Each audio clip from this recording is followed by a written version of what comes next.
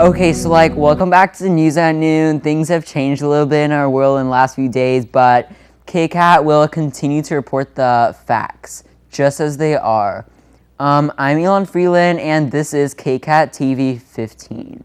So, ISIS took over the world yesterday, and everyone suddenly decided that, if you can't beat them, so let's just, join them. So, a couple of nations, such as the Russian Federation and the U.S. federal government, were at first willing to part with the governments that they have in place. They reportedly did not want to lose their jobs, but finally decided that, taking a job as leader in ISIS would have more health benefits. And so, they basically switched over. Most of the countries thought that they were choosing to believe in the Greek goddess Isis when they agreed to the deal, but are fine with the radical Muslim group as well. We need to be accepting. Okay, so, as for what is quite possibly the most important news of the program, Robbie Staunton, the legendary libertarian leader in dance, is now searching for a date to pram. If you know someone who's interested or want to force a friend into a date with a stranger, please call 408-355-0639 for details. So, urging calm after citizens awoke to find the country's political boundaries had disappeared completely, authorities announced yesterday that a devastating gerrymandering blunder had left the United States devoid of any district, state, or national borders whatsoever. So, though our investigation is still going, it appears that the North Carolina General Assembly may have inadvertently wiped out all local and federal boundaries while redrawing the state's already heavily manipulated 4th Congressional District late last night, said White House Press Secretary John Earnest, addressing the millions of panicked Americans now living in flux and untethered to any known county, city, ward, rural, township, or municipal water district. And he writes that, quote, as of now, we have no way of indicating where one location ends and where another begins, let alone the ability to separate ourselves from Canada and Mexico. Though we are working to redraw our borders as soon as possible, it is vital that no one in the U.S. or its territories travel outside their home until further notice. Earnest went on to acknowledge that despite ensuing chaos, the massive upheaval of district lines will likely prove advantageous to incumbent electoral candidates. Now, yet another startup of Silicon Valley has just come out with a new app that lets you work while you sleep. Naming their app Overtime Plus, the app connects with the user's brain through drills that enter the cerebral lobe through the eyes. These drills excavate the brain to get rid of all of the unnecessary stuff with high-tech machinery, teach the brain to do such things as paperwork and mowing the lawn. Now, they also go on to write that Overtime Plus is a beautiful new way for you to use that wasted time spent in bed to do something with your life. Now, because of advanced technology that we don't even understand, you will keep working while asleep. Now, I think it has something to do with the electric shocks, but I kind of forget, which is what Bill Smith, the CEO of the new unnamed tech company, actually recently told us, specifically KCAT News exclusively. The tech company is unnamed because the participants of the company figured that it would be more classy that way and wanted people to believe that when they were superheroes with secret identities. Okay, so now we're going to talk about how the NRA and PETA has been recently shown that, oh my god, they were keeping on talking about how they need more rights for animals and they need to advocate for even gun rights for animals. And so, especially after the alarming amount of animals killed in last year's hunting season, the interest groups decided that a change was necessary. Now, as Wayne LaPierre stated on Wednesday, the Second Amendment already allows people to bear arms. pun. The only logical step from here is to then arm bears, and thus Amendment 2.5 was like born then. So like we'll be back with the news at noon after these short messages, and after I'll be going to 7-Eleven. I'm Elon Freeland. Honey, it's gonna be okay. It's dead. Maybe it's just that... It's dead. Well, we'll get you a new one.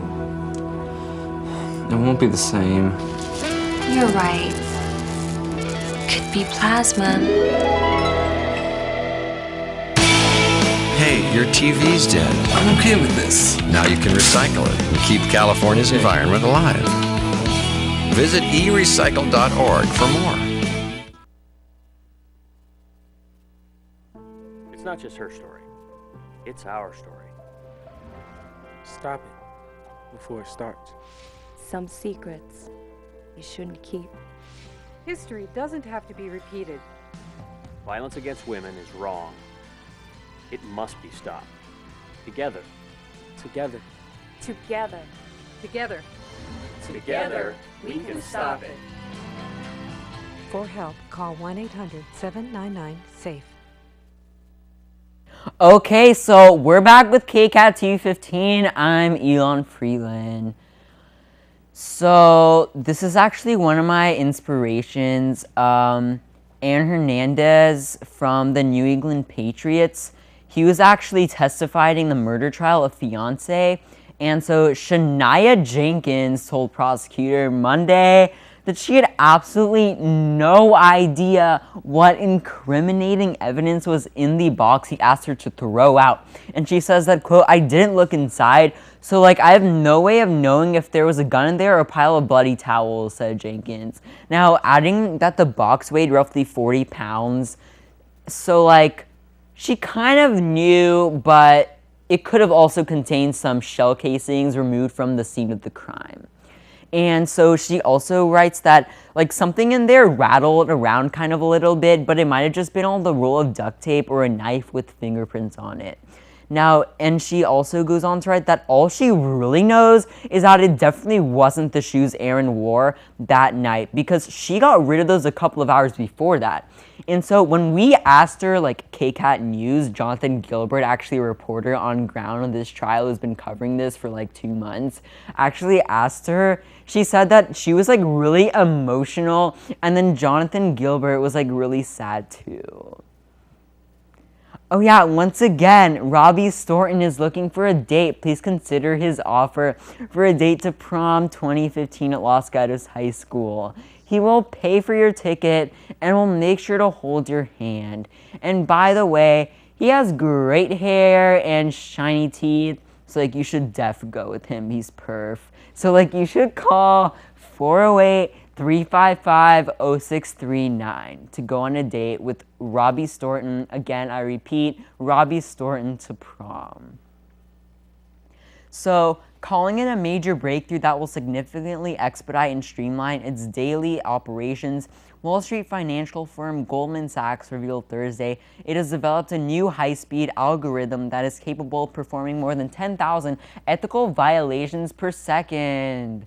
With this new automated program, we'll be able to systematically deceive investors, engage in conflicts of interest, and execute thousands of other blatantly unethical dealings in the time it takes to press a button, said John Waldron, co-head of Goldman Sachs investment banking division, who added that the high-frequency impropriety system will be able to break more rules in a minute than an entire floor of morally suspect securities traders, financial analysts, and portfolio managers could over the course of 1 week.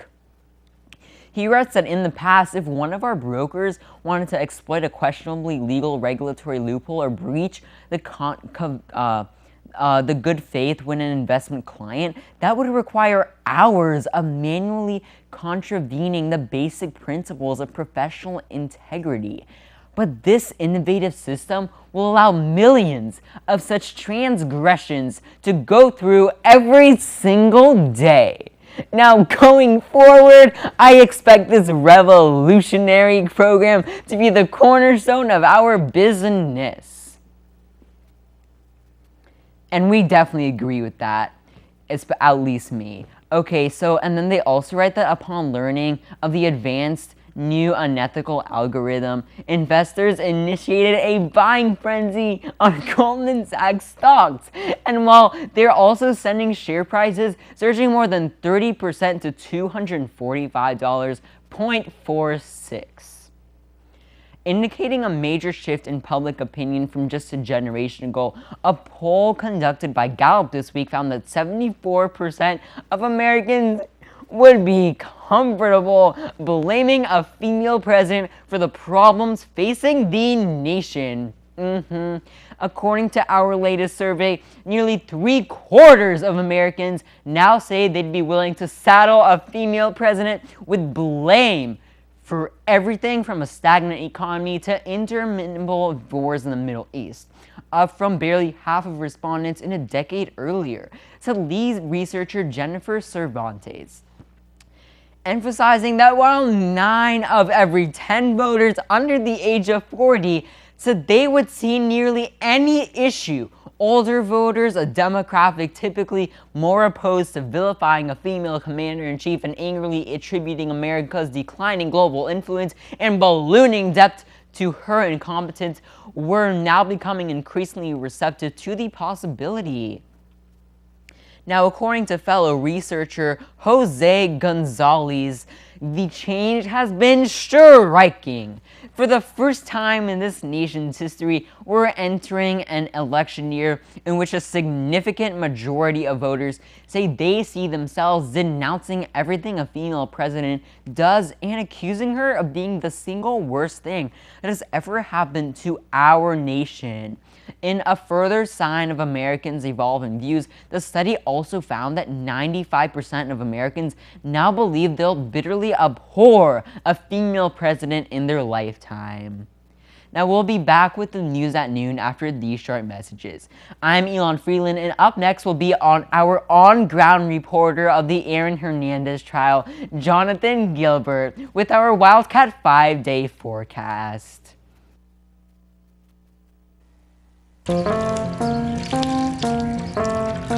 You'd think it would be easy to tell which kids have trouble with their eyesight. Here, kitty, kitty. Here, kitty, kitty. But that's not always the case.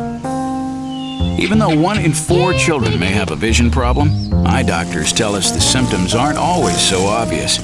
For clues on how to spot the real-life signs of childhood vision problems, visit checkyearly.com, a public service message from the Vision Council of America, and reading is fundamental. It's not just her story. It's our story. Stop it before it starts. Some secrets you shouldn't keep. History doesn't have to be repeated. Violence against women is wrong. It must be stopped. Together. Together. Together. Together. Together, we can stop it. For help, call 1-800-799-SAFE.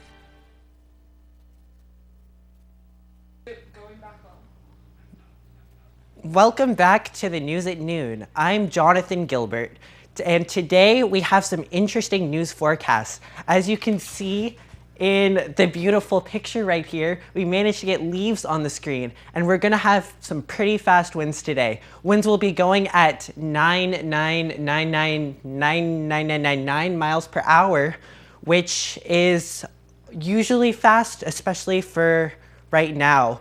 Also, on top of that, this is the perfect weather to ask out a date. Robbie Storton is still looking for a prom date. If you are interested and want to go to a date or know someone that desperately needs to go to prom and is willing to take literally anything that walks to prom, we strongly suggest that you should take Robbie.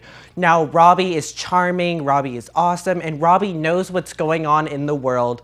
So if you can stand his superiorness, we strongly suggest you take Robbie. On top of that, it will be raining cats and dogs tomorrow in Los Gatos, which is unusual because normally we don't even get rain. So there's something to look forward to, and as it gets hot and cold, it will be great. I'm Jonathan Gilbert, and this